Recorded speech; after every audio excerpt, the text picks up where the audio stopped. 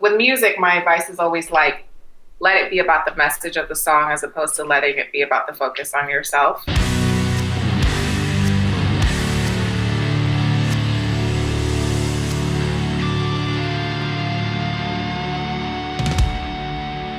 The Fred Minnick Show is brought to you by 291 Colorado Whiskey and by Michter's American Whiskeys. Autumn Rowe is one of the world's most talented songwriters. She's penned music for T-Boz, Pitbull, and most recently, Jon Batiste.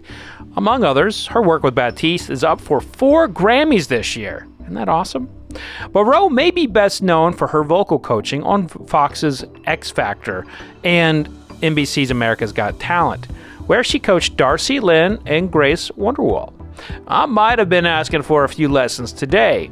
On the Fred Minnick Show, Autumn talks about what it's like to be a songwriter and how nervous some contestants get on these big-time TV shows. Whew, some scary stories coming up. But today, though, she becomes the pupil and learns how to taste like a pro. And she's got talent. Get your pen. Here is the lineup. Glass A, Blue Note 17-year-old. Glass B, Lucky 7 12-year-old. And Glass C, Wild Turkey 1. You may not be too shocked to find out who wins her palette over, but you should be impressed that in addition to being a vocal coach, she has got some talent as a taster. So pull out a glass and join us. This is the Fred Minnick Show. And joining the Fred Minnick Show, Autumn Rowe. How are you, Autumn? Good to see you. Hi, I'm good. I'm here visiting San Diego and chatting to you from my hotel room. That's the beauty of today. You can do these interviews from anywhere as long as you got internet and you're good to go. Absolutely. It's definitely opened up like a whole world of, do we really need to be there? Right. Questions and answers. Yeah. And now that you have a traveling kit of whiskey, I mean, you got it all. It's all set from here on out. It's all set. I mean, I don't know if I'm going to pack clothes anymore.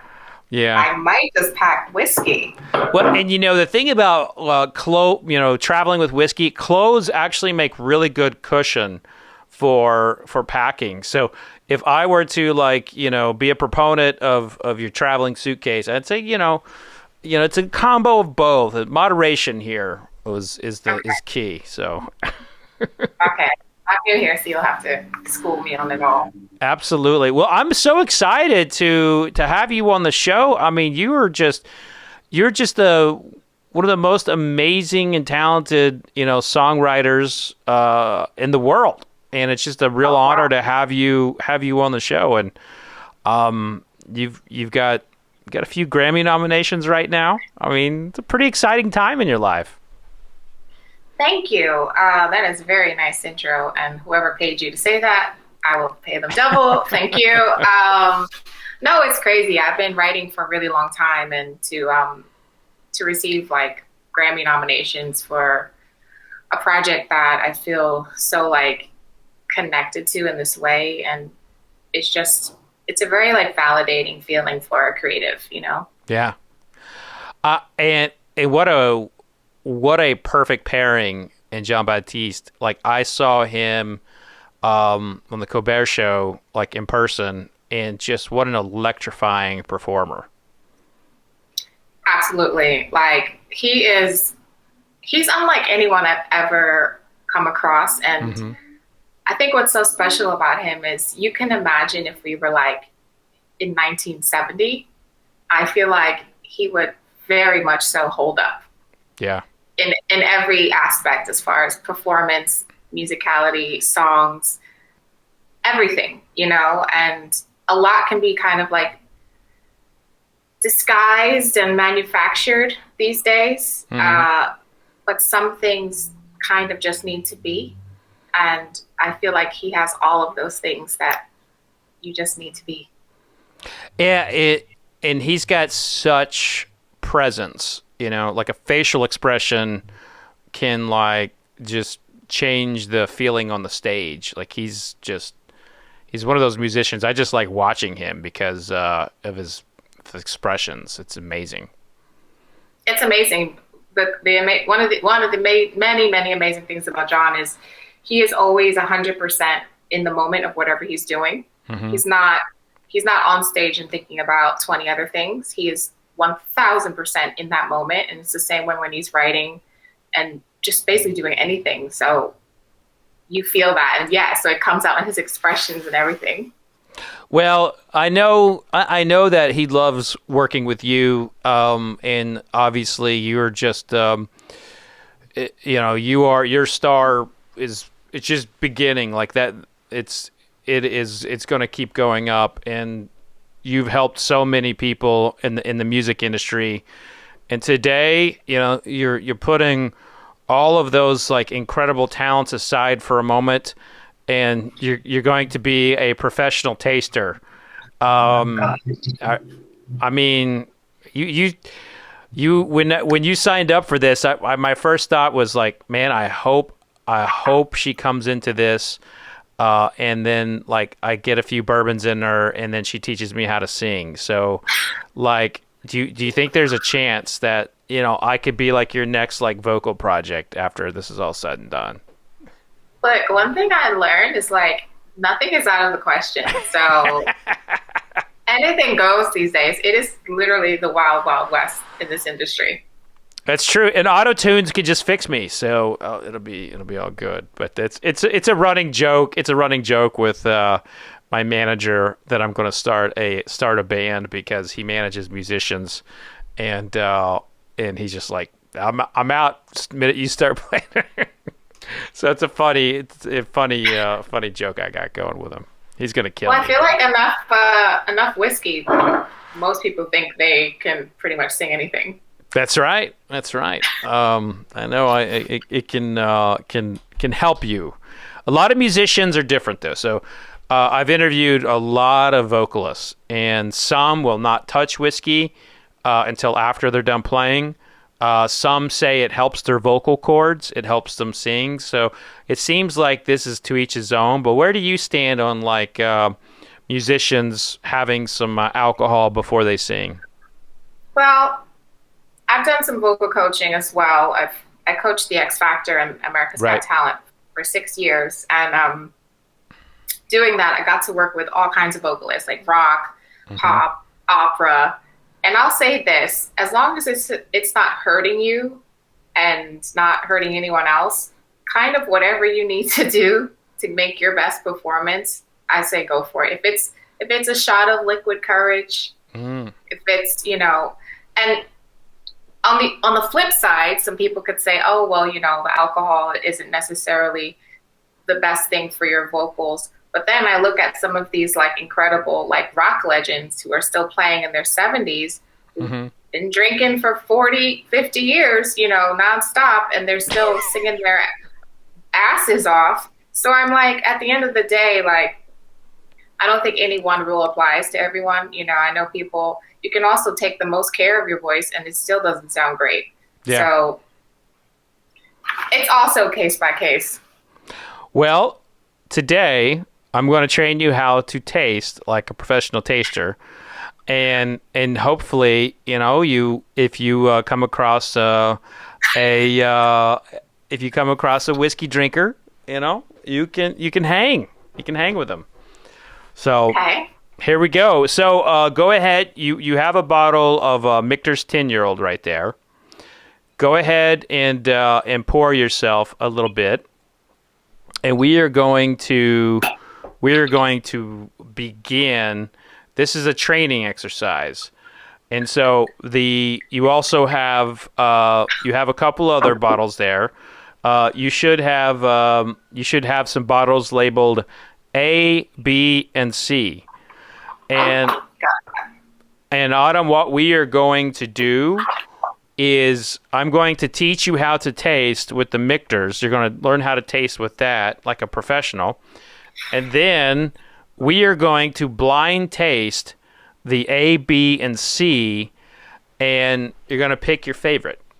Oh my God. And that is like the standard kind of like critic kind of like tasting is just a flight of 3, and so you will pick your favorite today, and of course we'll I might try out my vocals here and there in between, get some tips, so we'll let us. You got it poured, right? You've got your Michter's poured. So, bourbon is a unique product of the United States. It cannot be made anywhere else in the world. And if someone has a free trade agreement with us, they must adhere to our terms and standards. And there's a lot of legal protection around bourbon. And there's how it is made. It makes it unique. It's predominantly corn, so it's a type of whiskey that is always predominantly corn. So it's always at least 51% corn. There's a lot of distillation things to it, but the most important aspect of making bourbon, so unique, is the barrel. So it has to go into a new charred oak barrel every single time. And once it's out of that barrel, the distillers will sell the barrels to Scotch distillers, Irish whiskey makers, tequila manufacturers, et cetera, et cetera. But, bourbon, never goes into used barrels. It's always a new barrel. And so that's where, with my tastings, we start by analyzing the color. Because when it goes into the barrel, it is as clear as the water from your tap. And if you have a light source, you can just kind of hold it up and, look at the hues, the reflections there. And you can get a good feel for what you're about to taste by just looking at it. And so this is a really, rich amber color, the Michter's 10-year-old there. So it is a beautiful color, and it's kind of like looking at an album cover. You've been a part of so much music, and inevitably there's probably been an album cover that outkicked the music, and there's been an album cover that oversold or undersold the music. And so like the color is an indication of what is to come usually. So it's just kind of like art, swirled around, look at it, enjoy it. And by looking at it and enjoying it, the sight of it, the prisms there, you're more likely to enjoy the tasting of it too, instead of just like, kicking it back like at a fraternity party or something. So not that there's anything wrong with that. We've all done that before, but we've all had a bottle, by ourselves in a thing. But and then you kind of swirl it around and you bring it to your nose, and when you smell, you will smell with your mouth open. By smelling with your mouth open, you relax your olfactory, and you're actually picking up more than just the alcohol. And you want to go side by side. Wow. Your nostrils are, you're very attuned to your vocals and your body when it comes to singing. Your nose is the same exact way. Like it is like, one nostril will work better than the other on some days. And, you will notice that you can smell something differently on the right side than you do the left side. Like way stronger. And so when you put that, when you smell in unison, you're getting the collection. But when you single it out, you kind of laser it in a little bit more to where, what this can pick up. So that's a real fun thing to look at. And the first thing you're doing when you're smelling, you're looking at aromas, you're looking for flaws. And flaws can be, you're not going to smell any flaws in what I sent you. I actually sent you some really amazing stuff. And flawless like Beyonce. Love it. So, all right. So Beyonce, she's cool. Like Beyonce is so cool. I met her twice. Oh my God, you're gonna like this story. Do you want to hear Beyonce's story? I mean, you brought up Beyonce. I mean, I can't go on continue with the tasting until I get a Beyonce story, because I'm a huge Beyonce fan. Me too, and I have not worked with her, but this actually fits your show. I have done shots with her. So I met Beyonce at a birthday party. Okay.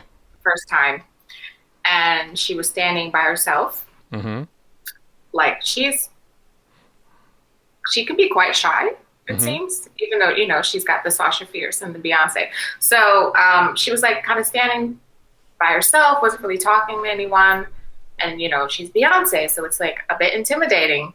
So I just said, man, I'm just going to go up there and just ask her if she wants to do some shots. So I just like went up to her. I was like, hey, girl, want to do some shots? And she said yes.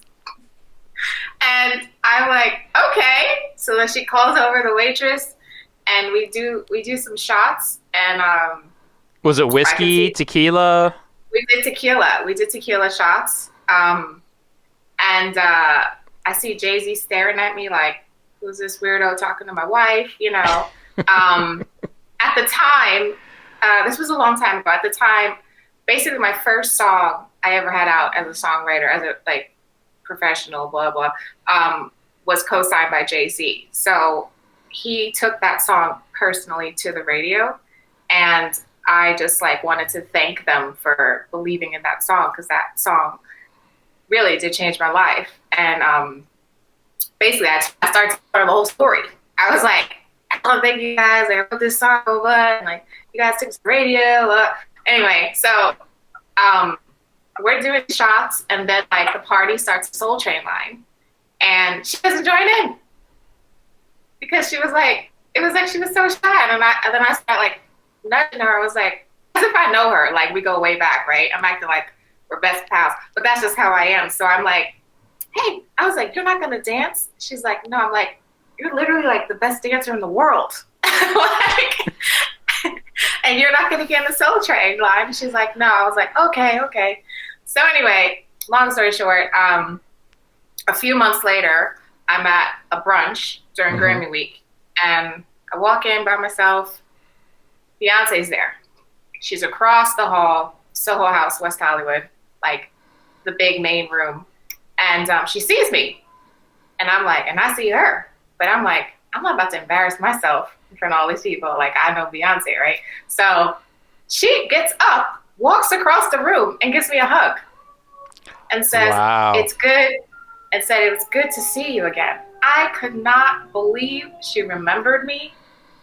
I said, this is the most amazing woman of life, because I see people who I've worked with several times who don't remember me. Like, there's so many people in this industry who will like pretend they don't know you. And that's not her. That's not Beyonce. Beyonce is the queen. She is cool, and best Coachella performance ever, Ever. That, like, I mean, I remember seeing that Coachella performance, and I was just like, why isn't this on the Super Bowl every year? Like, it just was amazing. Yeah. I mean, I would love to rock out to some, just like throw in some Beyonce right now to this tasting, just add a new layer to it. But unfortunately, the copyright flags would pop up in every one of the things that this plays in. But she is so cool. She is. And you're right, the copyright would, because I know if it was my song, I'm like, did they clear that? Did y'all clear that record?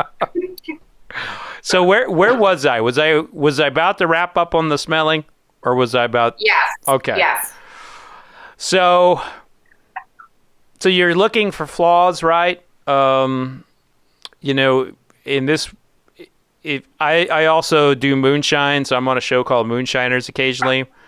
And that's where you really need to trust your nose. If you smell something like turpentine or kerosene, you just don't drink it. And so you will find things out there that have some really unwanted properties, and they're usually in the form of like, some kind of gas or some kind of rotten smell. And so if you don't like the smell of something, just don't drink it. But then, after you kind of clear that moment, it's the what are you smelling? And bourbon is it tends to be on the sweeter side. When that new charred oak barrel, there's like actual wood sugars caramelized inside the barrel, and it imparts like the flavor into the whiskey. And so that's why you tend to see like a lot of like caramel and vanilla notes being written about in bourbon. And so just when you go in to smell something, be looking for things that are, of earth. So of earth would be like, meadows, floral, ocean, things of that nature. Be looking for confectionery sweets, fruit sweets, savory notes like breads, smokier notes, campfire smoke, for example. So you just kind of go into it with an open mind. Just when people first kind of get into this, they're just like, I smell bourbon. But if you really, really dissect something, you'll find that your nose will connect to something in your memory that it smells like something in your life at some point. And now for the favorite. Tequila just smells like regret. Tequila just reminds me of bad decisions. So I'm looking forward to some good decisions here. Tequila gets a bad rep for this, these bad decisions, but it's true. You can have a lot of tequila and go sideways pretty fast. It's true. But you gotta sip it. That's the thing about tequila is like you get it in a margarita, you ain't sipping it. You're like, oh, that's good. I'm having another. You end up having 6, and then before you know it, you're passed out on the couch. Hopefully, if you're lucky. Yeah. Those were the good times. All right. So for the taste, this is the part of my training that I do. That's kind of unique to me. And I learned how to taste through mindfulness. I got home from Iraq and I was going through therapy, and I learned about taste mindfulness. And at the same time, I was a freelance writer writing about wine and spirits, and I applied that taste mindfulness technique to tasting wine and spirits, and it helped me open up a whole new door of tasting. And the first thing you want to do is you want to really focus on what part of the tongue it's hitting. You will taste sweet notes on the tip of your tongue. You will taste savory notes in the middle, spice in the back, a bitterness like a pecan shell will be in the middle toward the back, also on the sides.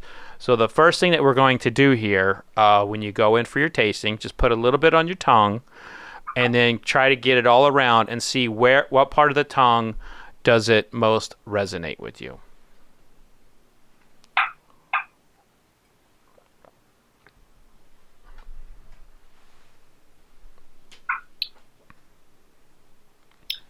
Wow. Okay. I feel it most on the side. Okay. Well, kind of like bitterness area. So that could be like oak. It could be. Do you feel any on the tip or in the middle or on the back? I feel. What does that mean? do you? So you have a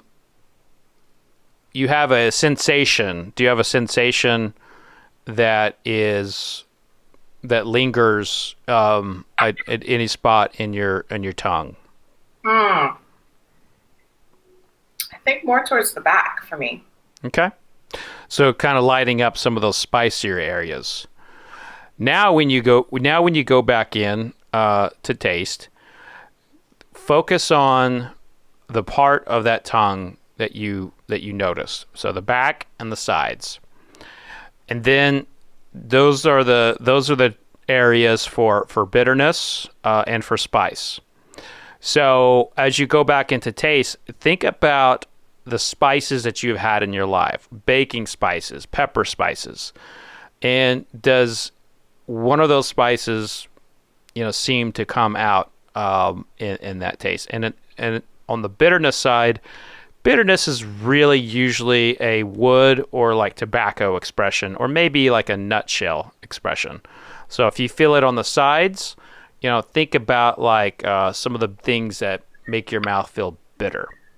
All right. Okay.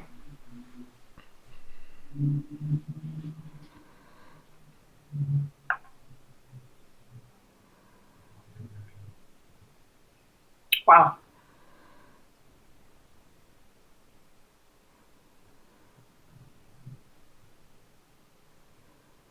Yeah, I'm getting like a woodsy feel. I don't know what that is. A woodsy feel. Yeah, Yeah. woodsy. Like I think I maybe might have. like maybe a reed that would go into like a saxophone or something like that. I've never played saxophone, but possibly. I should let you know, like, I haven't had whiskey. Even like I've never really had much of it, but just even like a taste of it, I haven't had that in like years. Wow. Years. I had Amos Lee on the show a couple weeks ago, and it was his first drink of whiskey in 10 years. So that seems to be a running theme. That? It's a running theme here. I'm bringing people back into whiskey, which that's my sole mission in life. Autumn, get people to drink more bourbon. Yeah. So I feel very like inexperienced here. So this is really great. But what you've done here is like you have applied a couple techniques, and you identified a very particular note that you are picking up. You didn't do things like like gag or it was inviting to you. You seem to like it. You seem to like the whiskey, and now you're ready for the big leagues. It's time for like determining what your favorite's going to be. But there's one last step here, and that is the finish. So like after you have swallowed and you have you can still feel it on the tongue, how long is it on there, and do you pick up any particular flavors? That is the last step in the tasting.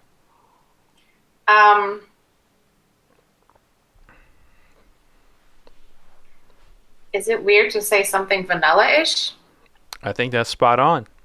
That's spot on. Okay. And Autumn, you have to. The other thing is you. Everybody has like their own database of memories, and everybody tastes unique to them. And although I'm a critic and I give ratings, I always try to tell people, have a sense of your taste. Don't just listen to someone else. And so what you just did is you just went through an exercise, and you called out two really prominent flavors for you, wood and vanilla. And I think that's great. So that right there is you are heading in the right direction. Now it's time for the tasting stage. All right. All right, so now you will have your vials, glasses A, B, and C. I will be revealing what those are at the end and how we rank them. And I'm actually going to taste along with you here, and we're going to grade these and see which one we like best. I'm nervous. That smells good.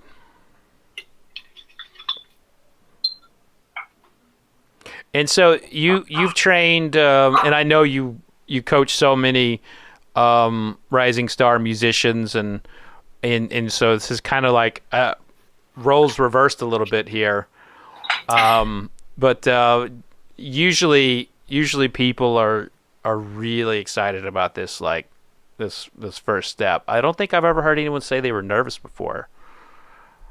I get nervous sometimes. Like I'm like, am I gonna be good at this? You're good. You've got it. Do you when you're coaching musicians, do they express their nerves at all, or do they hide it? Oh no, 100%.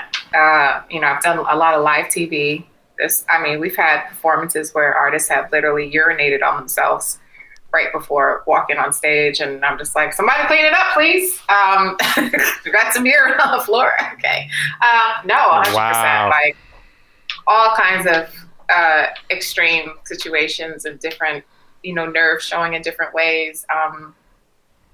With music, my advice is always like, let it be about the message of the song as opposed to letting it be about the focus on yourself.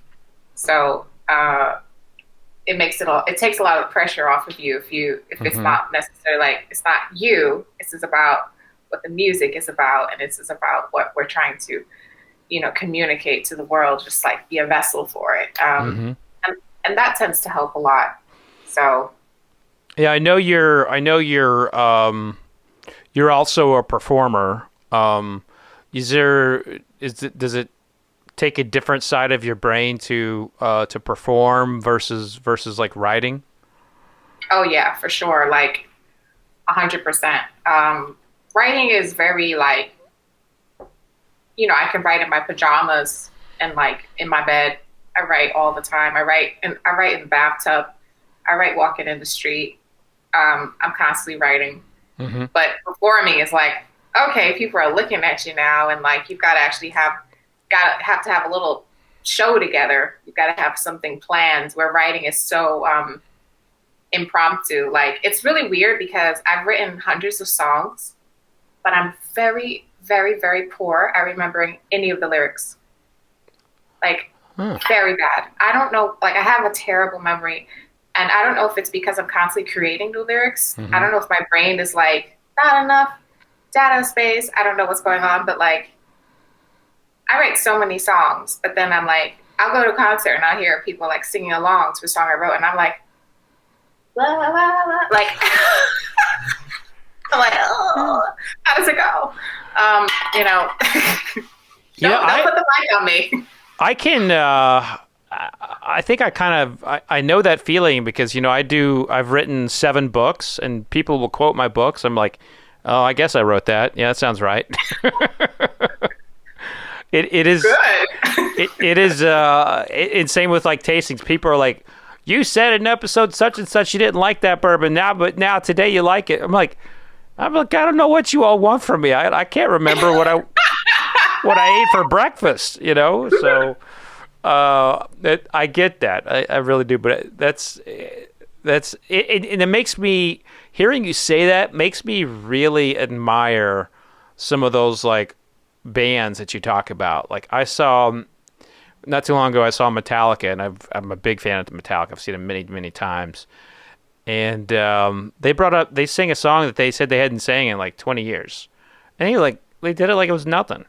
So Nothing. It's amazing. I went to see Stevie Wonder once, and I don't know how he remembers all of these songs for decades and decades, but there was one song he actually forgot a few of the words. And he's just playing. He goes, I'm sorry, I forgot the words. And he keeps going. And it was so endearing. And you just loved him even more. I'm like, could he be more perfect? Man, that guy's had an amazing career. We're so amazing. All right. So here we are. We're in the tasting here. It's the tasting finals between 3 glasses. All three are bourbon. Okay. So remember your training, Autumn. Remember your training that you got like 20 minutes ago. It's Shastra. I'm like a freaking whiskey Jedi. Are you kidding me? Here we go. Okay. All right. Definitely smell a lot of banana in this.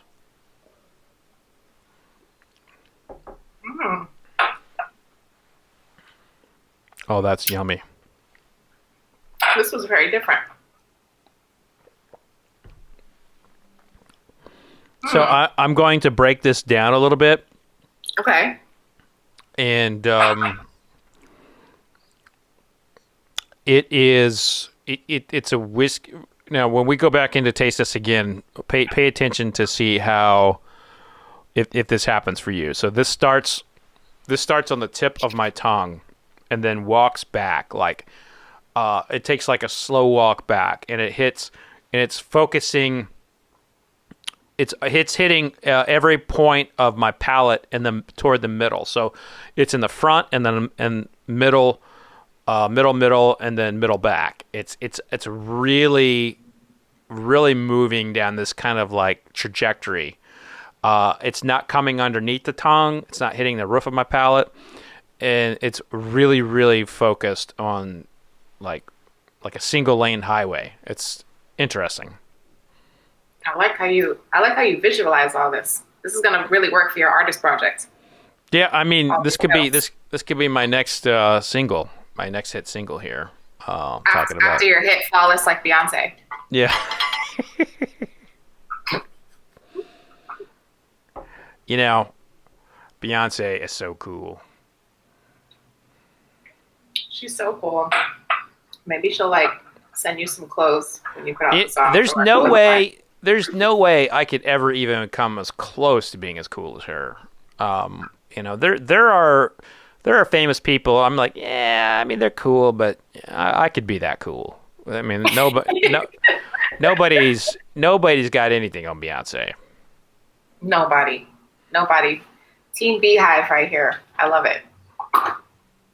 Did not see this coming, by the way, when I was doing, preparing for my interview with you. I did not see a Beyonce love affair happening, but I'm down. Full of surprises. All right, so now that I go back in, taste it the second time, that it's maple syrup, it's bananas Foster, it's brown sugar butter. A is a contender of any tasting that I'm ever going to do. It's absolutely downright delicious. I love A. Wow. Yeah. When you go like to restaurants and stuff, are you like as good at like detecting what the flavors are and everything?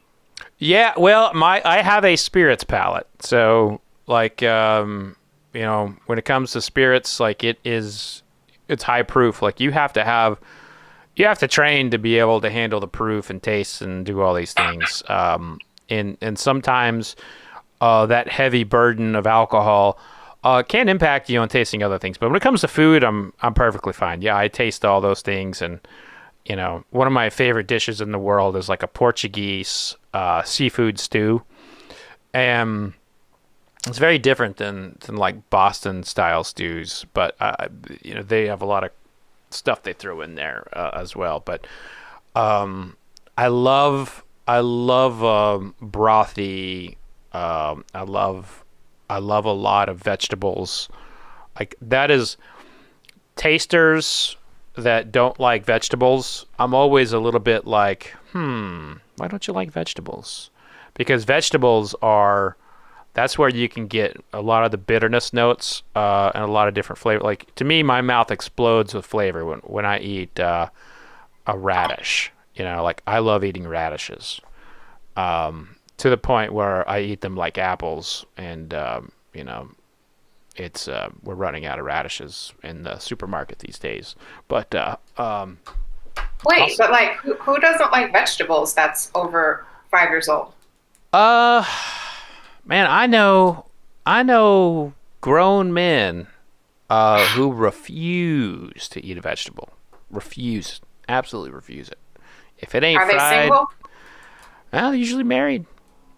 Yeah. What? And their wives don't make them eat vegetables? It's maybe it's happening behind the scenes, but I know a whole cast of people that don't eat vegetables. You got to remember, I'm in Kentucky. In California, you all have vegetable everything. It's awesome there, food wise. But in Kentucky, it's like they'll even deep fry a vegetable. It's like you have to and then you get a salad, and then it's like in 17 layers of some kind of dressing. It's like I just order salads now without any dressing. So wow, interesting. Yeah. Very interesting. So what did you think of A? A felt a bit lighter than the Michter's that you had? Okay. Yeah, felt a bit lighter to me, a bit sweeter. Okay. I feel like, yeah, I liked it. I thought it was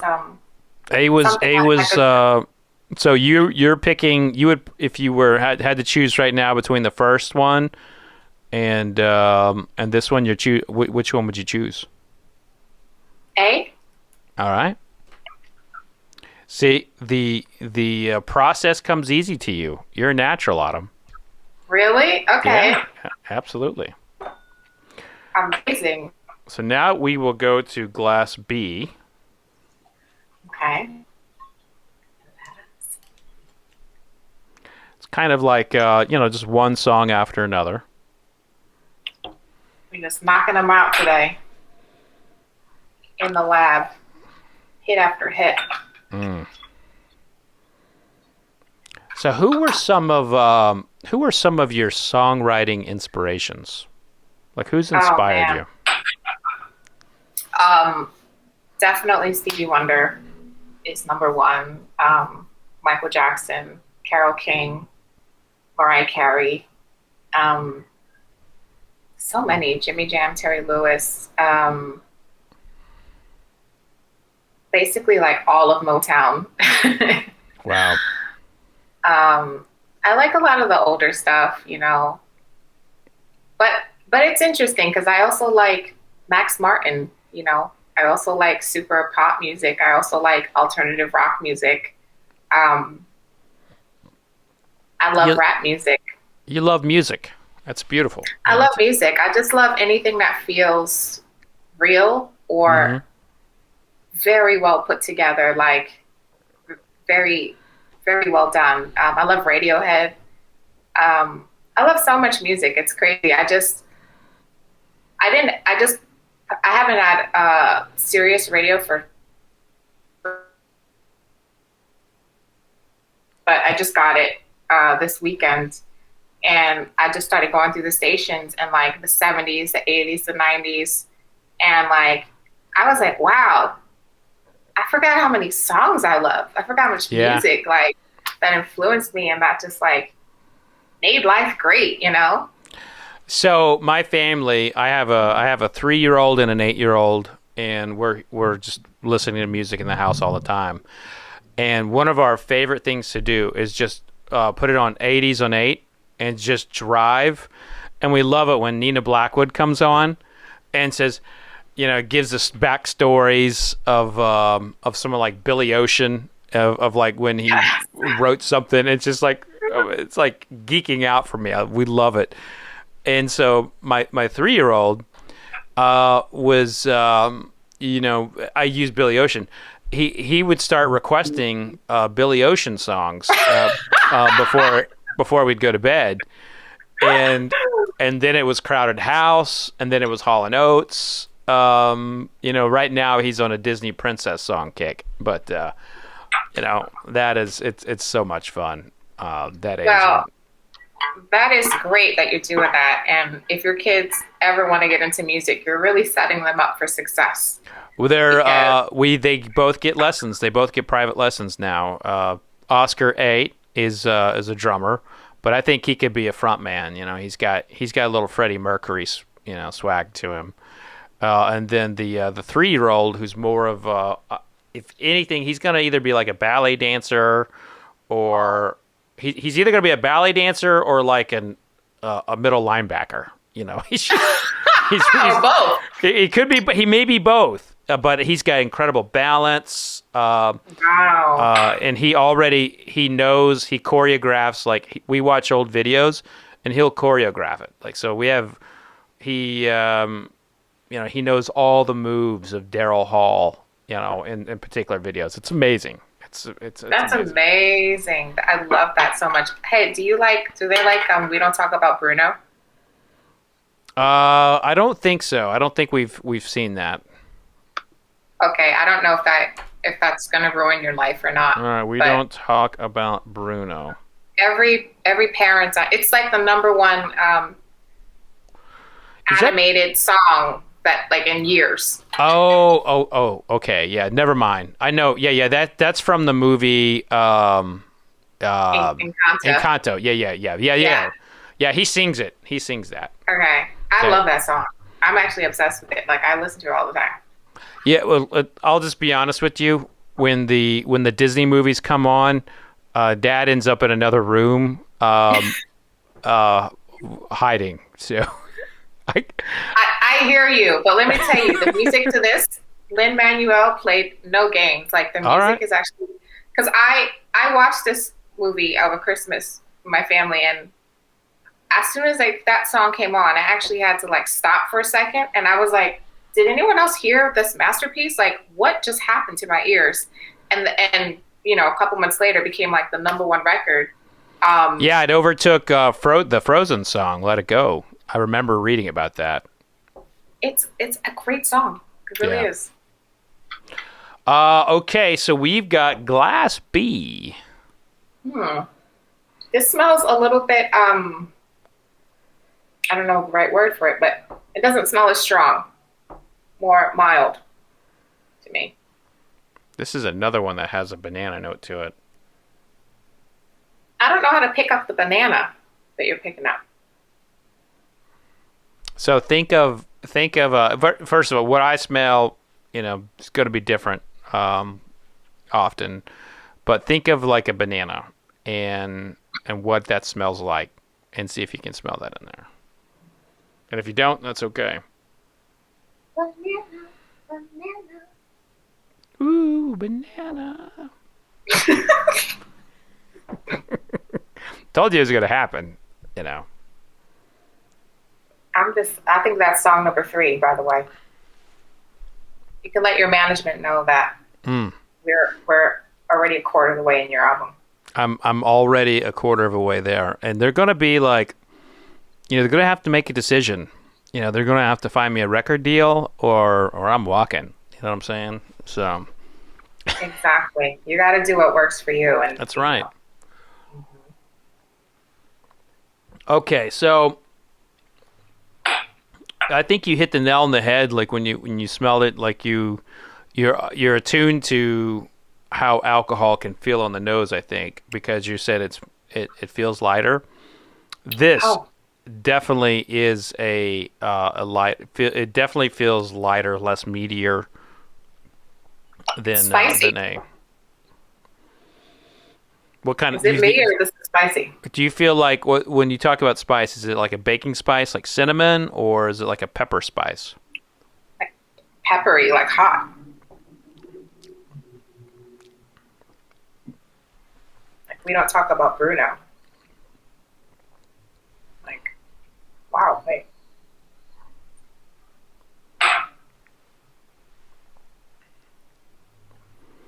Another thing too, do you feel it in your throat at all? Because you have taste, you have taste receptors in your throat as well, and I definitely feel this in the throat. Well, it's interesting. As I'm like swishing in my mouth, it doesn't feel spicy, but the aftertaste for me is spicy,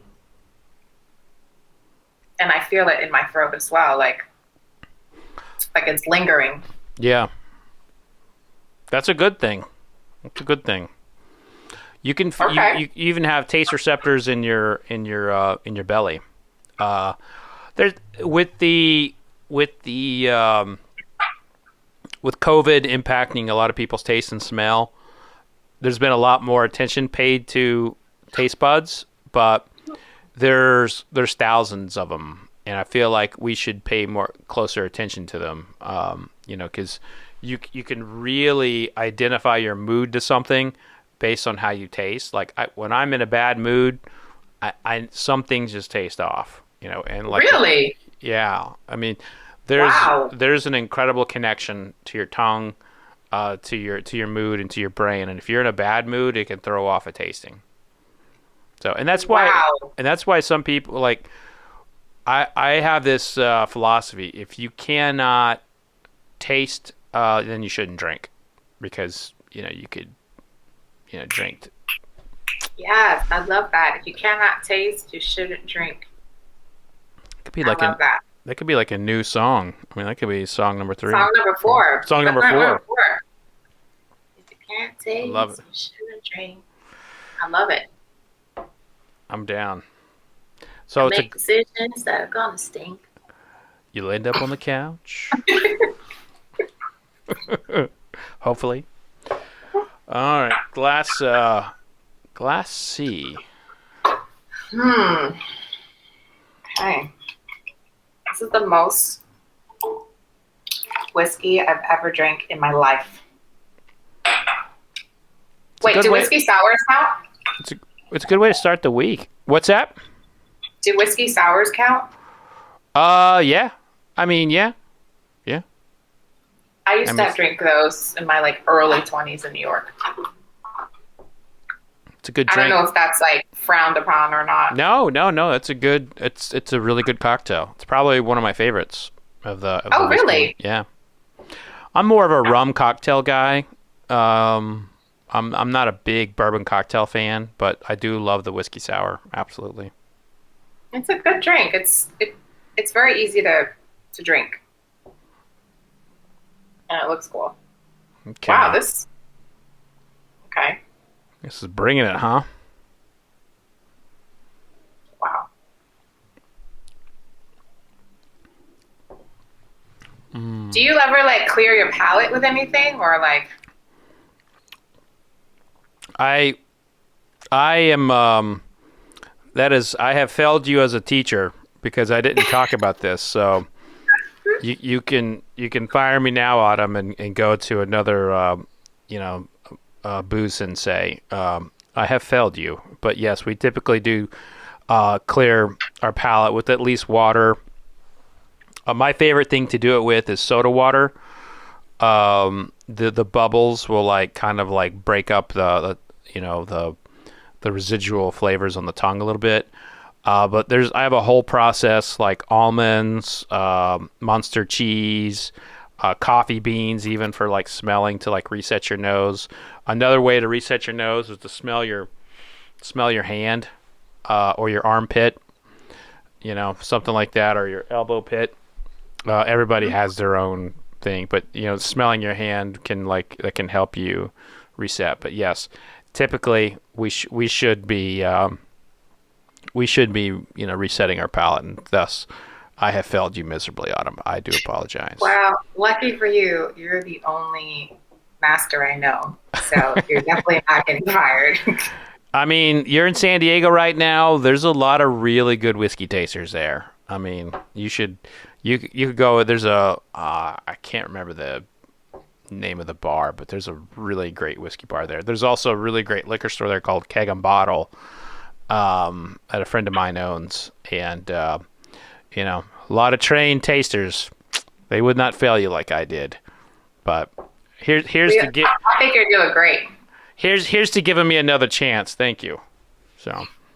I think this is the best teacher I've ever had. So what do you think about C? This is really wow. This is really something. This is good. It smells beautiful. Like it reminds me like molasses. It has this like molasses nose. I was gonna say honey. Oh, right on. Yeah, right on. Very, very, very similar to how they smell.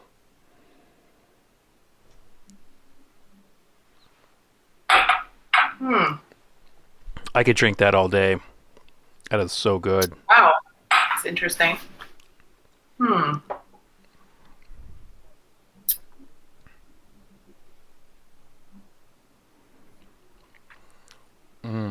That's good. I want to say pancakes. Some pancakes. Pancakes. I get like a pancake note in there. Yeah. Some. What do your pancakes taste like? Some maple syrup over them, some butter. Yeah, there's a lot going on with C. There is a lot going on. I don't know how to place like most of it. What has where does this one kind of rank for you?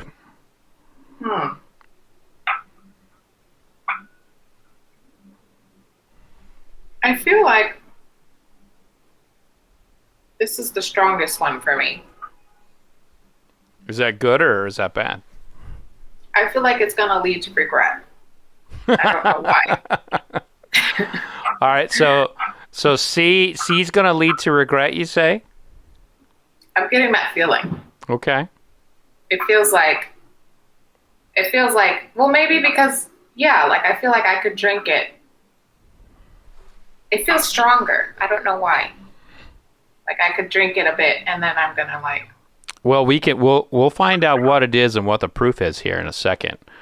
Okay, great. You wanna go back to A and B and see kind of how you feel about them now? I mean, I'm going back to A, and it smells even better. Okay, let me see.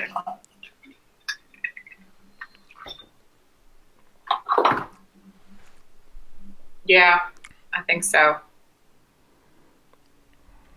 It does smell better. It smells lighter for me.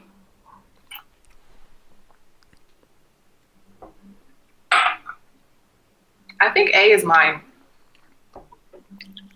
I think I'm with A. A is your favorite? I think, let me just check B one more time, but. Okay. And then, of course, B.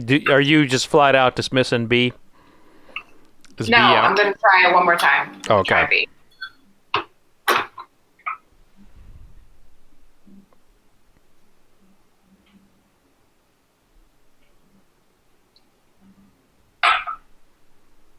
I'm going to go with A. A is your champion?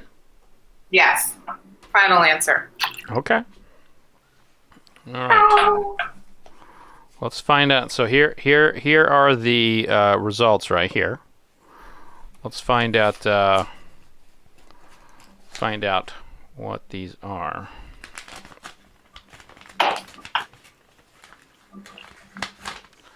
Okay.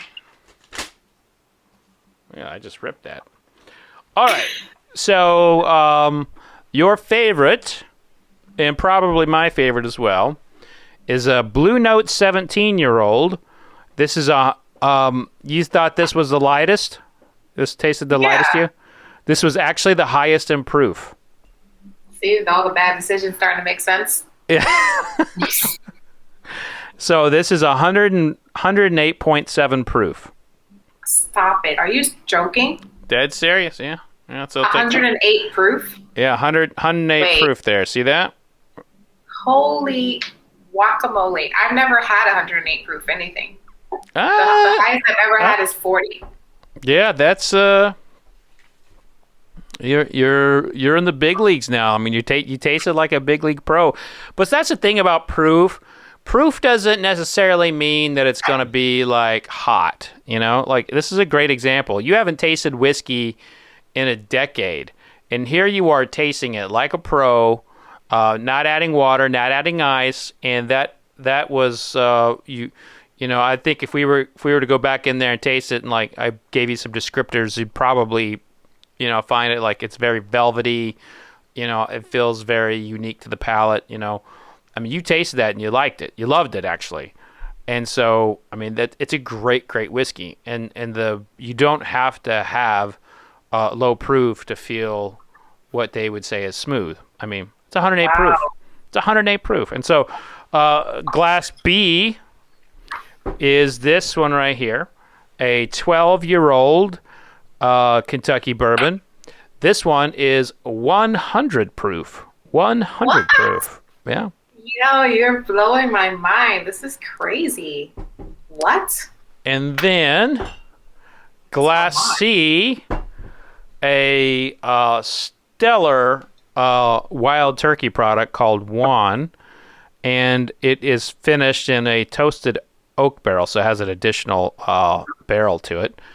This one is 101 proof. So. Yo, I thought that only like moonshine would be like that high. Oh no, yeah. You can get as high as like 160 proof. Like there have been bourbons out there. They call them hazmats. Like they're between 140 and 160 proof. They call them hazmats because they're so high octane that you can't even bring them on a plane. Like they won't allow them to be on a plane. So. Are you serious? Yeah. I feel like this killed like anything that was like even thinking of bothering my body is dead. That's a good point. In fact, when I was at the dentist the other day, he was like, "You don't need to use mouthwash because you drink so much whiskey."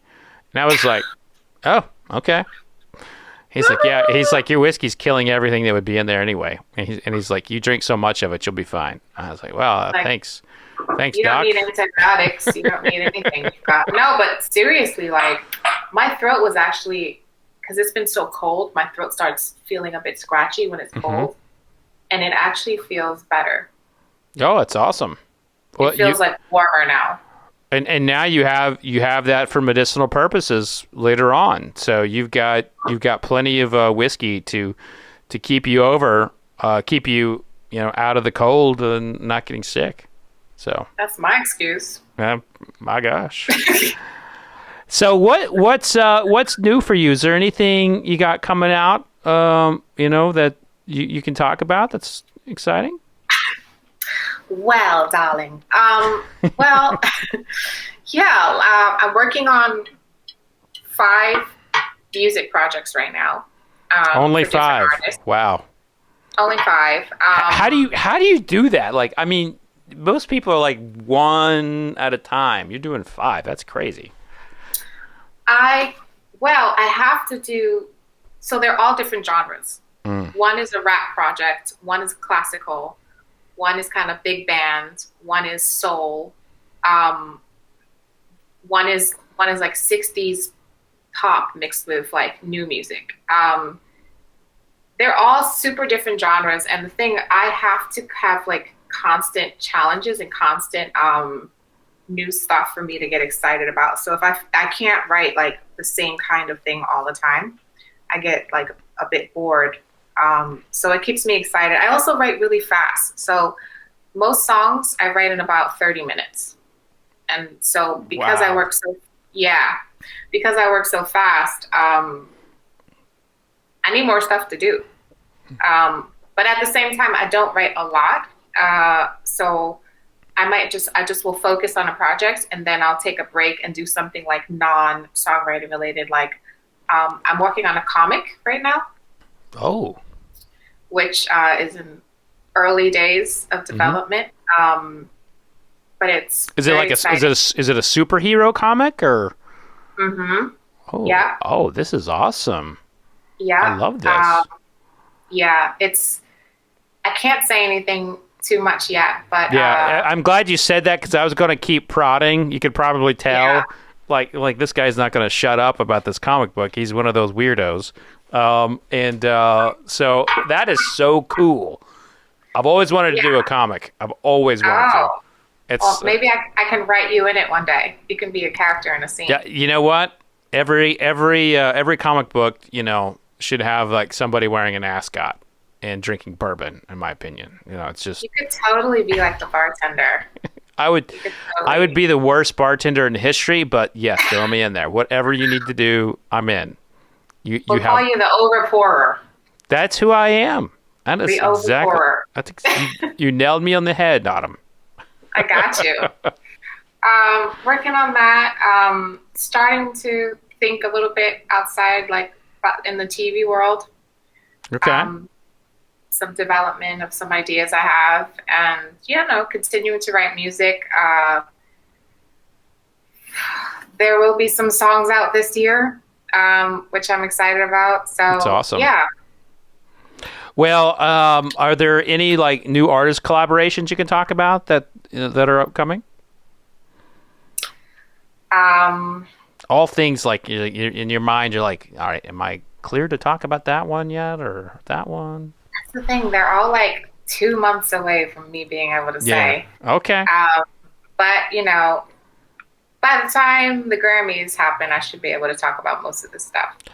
You mean by the time you're bringing home those new decorations for the home, Oh man, I'm just happy to be nominated. Really. I think it's awesome, and if you look at the history of the Grammys, I mean, it is an amazing collection of incredible artists and music over the years, and I mean, yeah, they're always snubs, right? It's going to happen with any award system, but it's my favorite award show. I love the Grammys. Oh, yay! I love that. Yeah, no, Look, this album, We Are, got 8 nominations, and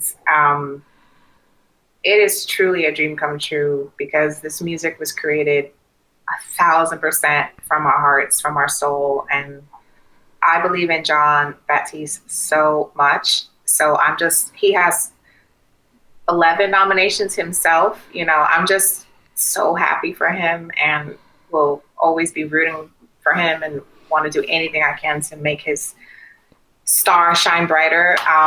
So yeah, it's just an incredible time to be alive. Yeah. Well, I'm so thankful to have you on the show and to share a dram with you. And you're so amazing and an even better person. And we've got this Beyonce bond that, it's going to last forever. We got to, if we're ever in a room together and there's a Soul Train going on, we're going to, I'll do my best to convince her, but we'll definitely be doing shots. Definitely. 100%. If it's cool. 100%. If it's cool with Beyonce. I'm going to ask her. I'm going to bring you along and say, hey, this is my buddy. Can we do some shots? Let's 100%. Do it. Well, Autumn, thank you so much for coming on. It's been a real pleasure sipping whiskey with you, and now that you're a professional taster, the sky's the limit for you in this new world. Cheers, and thank you for having me. Absolutely. Cheers, my friend. Cheers.